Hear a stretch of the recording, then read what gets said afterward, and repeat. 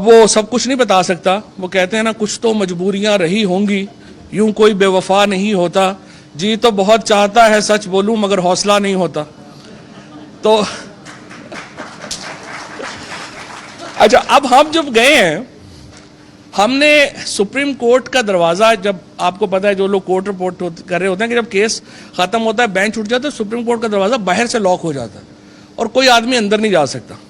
اب اتفاق سے میں اور ایک دو ہمارے اور دوست جو تھے, ہم لوگ پہلے پہنچے اور ہم نے دروازہ لاک کھولا. ہمارے سامنے ہم لاک کھولنے کے بعد اندر گئے تو پتہ چلا چیف الیکشن کمیشنر اور سیکرٹری پہلے ہی لاک شدہ کمرے میں موجود ہیں.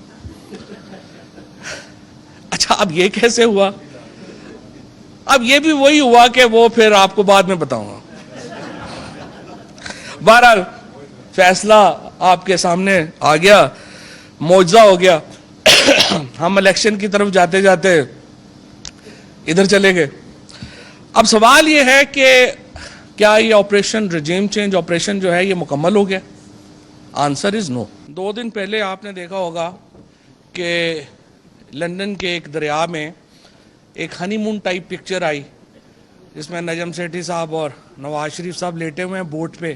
عام طور پہ نئی شادی کے بعد اس طرح کی تصویریں آتی ہیں, لیکن یہاں پہ تصویر آ گئی.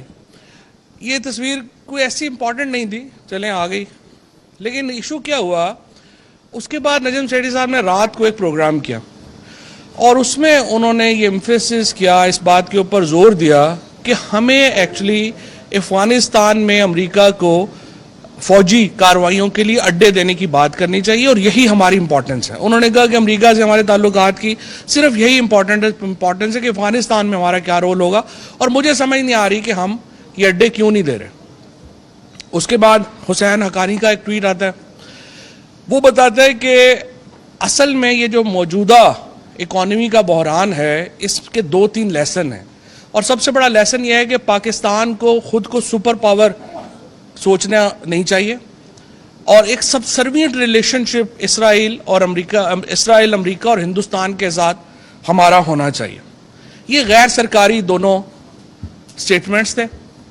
لیکن اس سے پہلے ہمارے سو کالڈ وزیر خارجہ بلاول بھٹو نے بیان دیا اور اس نے کہا کہ ہمیں ہندوستان سے فوری طور کے اوپر اپنے تعلقات جو ہیں وہ بڑھانے چاہیے اور اکنامک ریلیشن شپ بنانے چاہیے. اب آپ دیکھیے کہ ایک ماحول بنایا جا رہا ہے 3-4 چیزوں کے اوپر.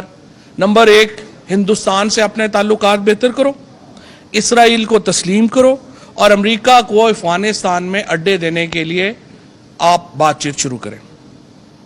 اب یہ وہ ماحول ہے جو اس وقت بنایا جا رہا ہے, اور اگر ہم یہ نہیں کرتے تو ہمارے معاشی مشکلات بڑھتی جائیں گی.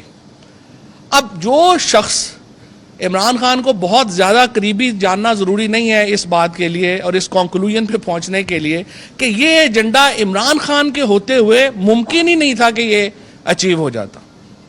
لہٰذا ایک پورا رجیم چینج آپریشن جو ہے وہ لانچ کیا گیا.